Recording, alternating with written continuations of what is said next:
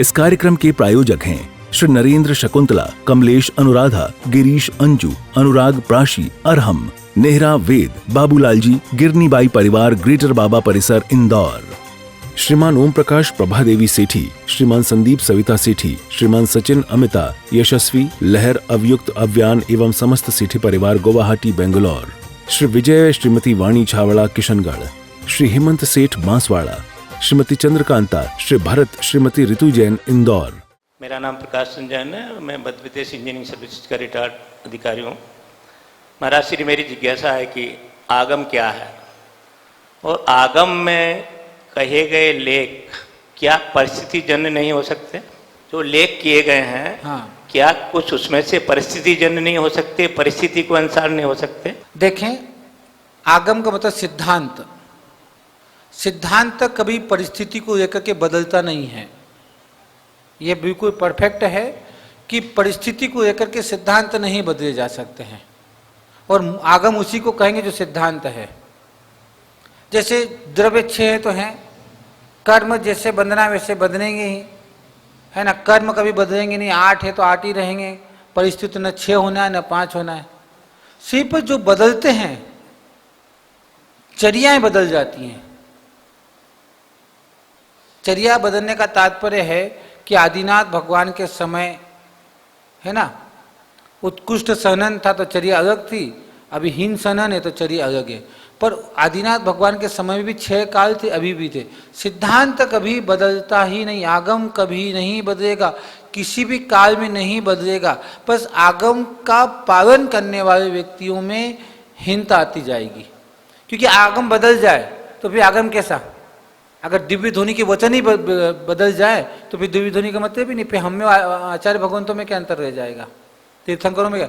तो आगम कभी भी नहीं बदलेगा। जो बदलता है परिस्थिति। जैसे अब मेरी बात समझना कि परिस्थिति, और जैसे एक उदाहरण देता हूँ कि आगम का एक, आगम की बात नहीं है पर एक उदाहरण की दृष्टि से, कि शिखर जी की वंदना करना है।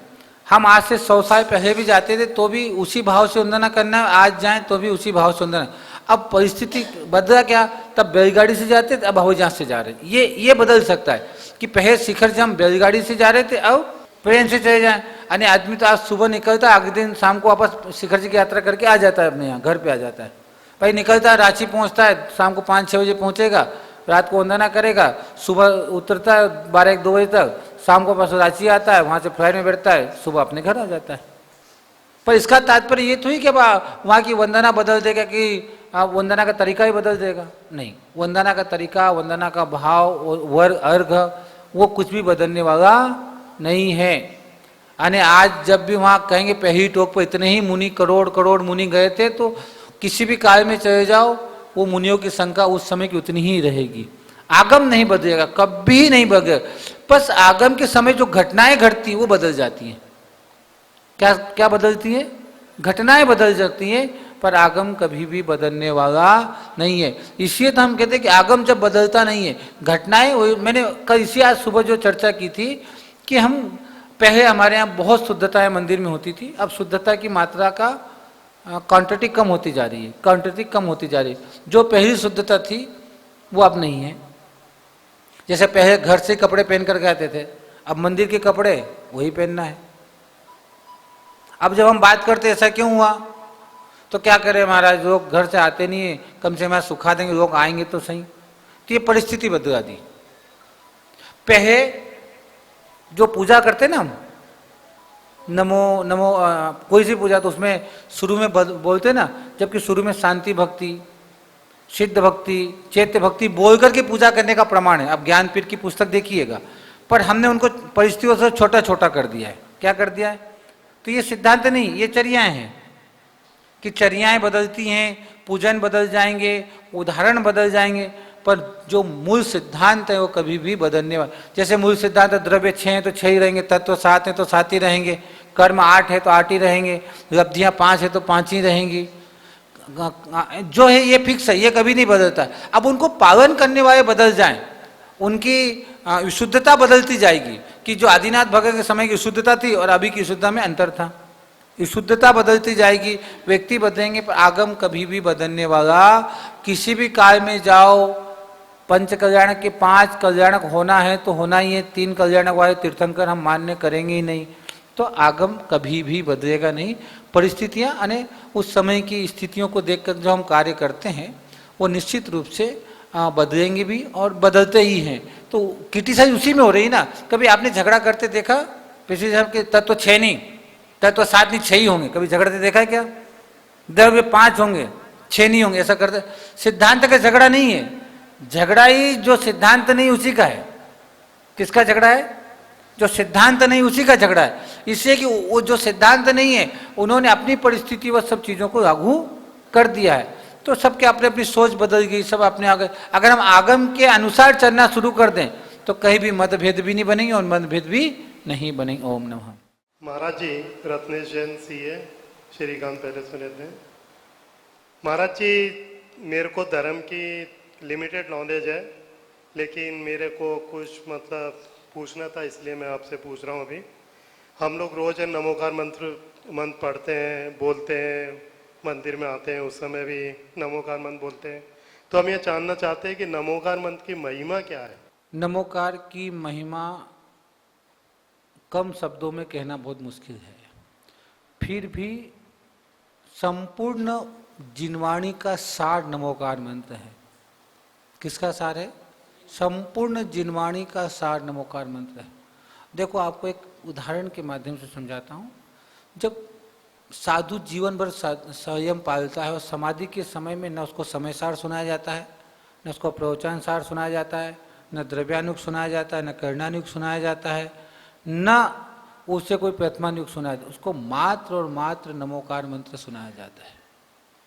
नमोकार मंत्र एक ऐसा मंत्र है कि जो संसार में सबसे उत्कृष्ट 5 आत्माएं हैं। कहाँ पर? संसार में। अरिहंत, सिद्ध, आचार्य, उपाध्याय, साधु, इन 5 उत्कृष्ट आत्माओं को उसमें नमस्कार किया गया। 18,436 प्रकार से नमोकार मंत्र को बोल सकते हैं और लिख सकते हैं, ऐसा शास्त्र में आया है। हाँ, आया है। मैं जो आया वही उसी की बात कर रहा हूँ। और नमोकार मंत्र जो है, अगर इसको आपको बहुत अच्छे समझना क्या महत्व है, तो एक नमोकार मंत्र ही ऐसा एक मंत्र है जिसके माध्यम से संसार के सारे कर्मों का नाश किया जा सकता है। क्योंकि एक उदाहरण है कि एक मुनिराज थे, उनको कुछ नहीं आता था, बस नमोकार मंत्र का जाप करते करते वो मोक्ष को प्राप्त हो गए। शास्त्र में है कि नमोकार मंत्र भी उच्चारण नहीं आता था बरोबर, पर उनको नमोकार मंत्र पर बड़ी श्रद्धा थी। अंजन चोर जैसा व्यक्ति जो चोर था, चोरी करके भगा, और उसने अपने आप को बचाने की, एक सेठ जी वहाँ पर एक सिक्के को काटने की कोशिश कर रहे थे। उसने सेठ से पूछा क्या बात है? उन्होंने कहा कि मुनिराज ने कहा कि नमोकार मंत्र बोलते जाओ और एक एक रस्सी काटते जाओ। पर उसको डर लगा तो वो तो ऊपर चढ़ा और चढ़ते चढ़ते नमोकार मंत्र भी भूल गया। तो उसने तो ये कहा सेठ वचन प्रमाणम, कि जो सेठ ने कहा वो सही है। और उन्होंने ये बोल करके रस्सियाँ काट दी और उसको आकाशगामिनी विद्या शुद्ध गई, अकृत्रिम चैत्यायु के दर्शन किए और मुनि बना और फिर साधना की। दूसरा, नमोकार मंत्र का जो वर्णन है, हम चाहे रिद्धि मंत्र हो चाहे कोई सा भी मंत्र, 84 लाख मंत्रों का जन्मदाता है। कितने? 84 लाख मंत्रों को जन्मदाता है। 84 लाख मंत्रों को जन्मदाता है। और नमोकार मंत्र अनादि निधन है। सबसे बड़ी बात है, किसी ने बनाया नहीं है। सिर्फ इसका लिपिबद्ध सबसे प्रथम आचार्य पुष्पदंत भूतबली ने मंगलाचरण के रूप में सठखंडागम में किया है। इसको महामंत्र कह दो, अनादि निधन मंत्र कह दो, नमस्कार मंत्र कह दो, नौकार मंत्र कह दो, मूल मंत्र कह दो, पंचमंगल मंत्र, अपराजित मंत्र कह दो, मंगल सूत्र कह दो, मंत्र राज कह दो, ये सारे नाम ही नमोकार मंत्र के। और सबसे बड़ी विशेषता, अपवित्र पवित्रो वहाँ, सुस्थितो दुस्थितोपि वहाँ, ध्यायते पंच नमस्कारम सर्वपापे समुच्यते।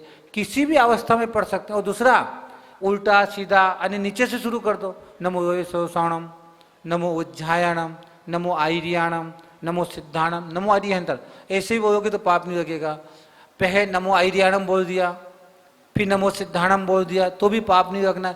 अन्य नमोकार मंत्रों का आप किसी भी रूप में कैसे भी चिंतन किया जा सकता है। इतना पावरफुल हमारे आचार्य भगवंतों ने नमोकार मंत्रों को कहा है। और 84 लाख मंत्रों की उत्पत्ति किसको कहते हैं? कि 84 लाख मंत्र, जितने भी मंत्र बने, हम तो कहते हैं जैन धर्म की कुंजी है, मोक्ष मार्ग की कुंजी, मास्टर चाबी है कि इससे कोई सा भी ताला खोला जा सकता है। और देखो सबसे बड़ी बात है कि नमोकार मंत्र को कोई भी काम हम जब प्रारंभ करें, साधु भी जब हम भक्तियां बोलते हैं तो पहले नमोकार मंत्र बोल करके हमको भक्तियां बोलना है, जिसको दंडक कहते हैं। हम क्या कहते हैं हमारे यहाँ? दंडक। चत्तारी मंगम अरियंता मंगम सिद्धा मंगम साहू मंगम केवी पूर्ण धमोंग चत्तारी रोगुत्मा अरियंत रोगुत्मा सिद्धा रोगुत्मा साहू रोगुत्मा केवी पूर्ण धमोंग चत्तारी शरणम पवचन, दंडक बोल करके फिर हमको भक्ति बोलना है। तो आप सोच, जब साधुओं के, और नमोकार मंत्र जो है, ओम बीज अक्षर की उत्पत्ति, रीम बीज अक्षर की उत्पत्ति, श्रीम बीज अक्षर की उत्पत्ति, छीम क्रीम, है ना, क्रीम बीज अक्षर की उत्पत्ति नमो अरिहंताणम से हुई है। और इसमें तीर्थंकरों की एक सेक्षणी से संबंध है। क्रीम शब्द का मतलब हो गया कि तीर्थंकरों की एक सेक्षणी से संबंध होता है। क्या होता है? तीर्थंकरों की एक सेक्षणी से संबंध होता है। झीम और छीम, ये जो शब्द है ये नमोकार मंत्र के नमो अरिहंताणम, नमो सिद्धाणम और नमो अरियाणम पद से इसकी उत्पत्ति हुई है। अने बीज अक्षरों की उत्पत्ति भी नमोकार मंत्र से आचार्य भगवंतों ने कह दिया। जिन बीज अक्षरों की अपन वंदना करते हैं ना, अपन पढ़ते हैं, ये सब बीज अक्षर की उत्पत्ति, द्राम द्रीम, कहाँ पढ़ते हो द्राम द्रीम? आपको पता है? नहीं, अभिषेक करते हो ना, ओम रीम श्रीम क्रीम महिमारम झोम करते ना, तो उसमें आप पढ़ते पूरे मंत्र में द्राम द्रीम द्रीम द्रीम द्रावे द्रावे ओम नमोर्ते भगवते श्रीमते पवित्र जय नभि सिंचय नमः पम पम झम झम झिम झिम छिम छिम। तो द्राम द्राम की उत्पत्ति भी नमो चतुर्थ पद, कौन सा है? हाँ, चतुर्थ पद से हुई है, पंचम पद से हुई है। अने नमो उज्जायणम नमो रोय सौषणम से द्राम और द्रीम की उत्पत्ति हुई। अने जितने बीज अक्षर हैं उनकी उत्पत्ति भी नमोकार मंत्र से ही हुई है। तो सोच लो कि, और क्या कहा, कितनी महिमा कि नमोकार मंत्र का 8 करोड़, कितने? 8 करोड़ 8 लाख 8,808 बार लगातार जाप करने से शाश्वत मोक्ष की सुख की प्राप्ति होती है। लगातार का मतलब निरंतर उनका जाप करते रहो। और यह कहा कि संपूर्ण नमोकार मंत्र का जो भाव सहित विधि पूर्वक स्मरण करता है वो 500 सागर, कितने सागर? 500 सागर तक भोगने वाला पाप कर्म क्षण भर में नाश कर देता है। 500 सागर को भोगने वाला कर्म क्षण भर में नाश को प्राप्त हो जाता है। किसके प्रभाव से? नमोकार मंत्र के प्रभाव से। नमोकार मंत्र का एक अक्षर भाव से स्मरण करने से 7 सागर को भोगने वाला पाप कर्म नष्ट हो जाता है। एक अक्षर नमोकार मंत्र, एक अक्षर का 7 सागर तक भोगने वाला पाप कर्म नष्ट हो जाता है। तो इससे ज़्यादा महिमा हम और क्या बता सकते हैं इसमें, कि बहुत कुछ आचार्य भगवंतों ने षट खंडागम की पहली पुस्तक में जब इसको नमोकार मंत्र को मंगलाचरण में लिया तो इसका बहुत कुछ व्याख्यान किया है। नमोकार मंत्र से ही 9 ग्रहों को शांत किया जाता है। हम जब दिग्बंधन करते ना, ओम ह्रीम नमो अरिहंताणम, पूर्व दिशा विघ्न निवारण निवाय माम एतत् स्वाहा, दक्षिण दिशा, तो नमोकार मंत्र बोल करके दिशाओं के बंधन का काम करते कि अब हमें यहाँ से किसी प्रकार का विघ्न उत्पन्न न हो। ओम नमः। देव के चरणों में मेरा मनोचन काय से बारंबार नमोस्तु नमोस्तु नमोस्तु। मैं प्रीति विनोद जैन। मेरा प्रश्न है, अंतरात्मा, बहिरात्मा और परमात्मा में क्या अंतर है? अंतरात्मा, परमात्मा, बहिरात्मा, तो उन्होंने बहिरात्मा में सिर्फ मिथ्या दृष्टि जीव को दिया है, पहले गुण स्थान वाले को, है ना। सिर्फ बहिरात्मा का तो मिथ्या दृष्टि गुण स्थान वाला, पहले गुण स्थान वाले को दिया है। और फिर उन्होंने अंतरात्मा के 3 भेद किए, उत्तम, मध्यम और जघन्य। तो उत्तम में मुनि राज आ जाएंगे, मध्यम में 5वें गुण स्थान वाले, और जघन्य में 4थे गुण स्थान वाले जिनका व्रत नहीं है। और परमात्मा के भी 2 भेद किए, सकल परमात्मा और निकल परमात्मा। तो सकल परमात्मा में कौन आएगा? सिद्ध। और निकल परमात्मा, हाँ, सकल में अरिहंत आएगा क्योंकि वो सहित है, और निकल में आएंगे सिद्ध भगवान। तो ऐसा अंतरात्मा, बहिरात्मा, परमात्मा का ऐसा स्वरूप है ना। गुण स्थानों की दृष्टि से देखें तो इस प्रकार से हम उनमें अंतरात्मा हो गया 6ठा गुण स्थान, 6ठा 7वां गुण स्थान वाला, 5वां गुण स्थान वाला और चौथा गुण स्थान वाला, भई आत्मा में पहला गुण स्थान वाला, और परमात्मा में 13वां और 14वां गुण स्थान और सिद्धों को दिया है। तो उसमें दो भेद कर दिए। सकल में कौन आ जाएंगे? 13वें 14वें गुण जो अनंत हैं, और सिद्ध जो हो गए वो निकल परमात्मा हो जाएंगे। इस प्रकार से ये है। नमोस्तु महाराज जी, नमोस्तु महाराज जी, नमोस्तु। मैं सीमा संजय जैन। मेरा प्रश्न है कि यदि हम कहीं पर बोली ले लेते हैं और फिर उस स्थान को छोड़ कर दूसरी जगह चले जाते हैं और फिर हम भूल जाते हैं हमने किस चीज़ की बोली ली थी, वो हम अब जैसे इंदौर में रहते तो यहाँ पे हम दे सकते हैं, या मेरी बुआ जी हैं दिल्ली में रह सकते हैं, वहाँ पे वो किसी मंदिर में दे सकते हैं क्या? उसका उनको पाप तो नहीं लगेगा? देखो, जहाँ आपने बोली ली है देना तो वहीं पड़ेगा आपको। जब याद आ जाए तब दे दो, भूल जाए वो अलग बात है। पर भूल गई हैं तो जहाँ उन्होंने बोली ली है उनको वहीं देना चाहिए।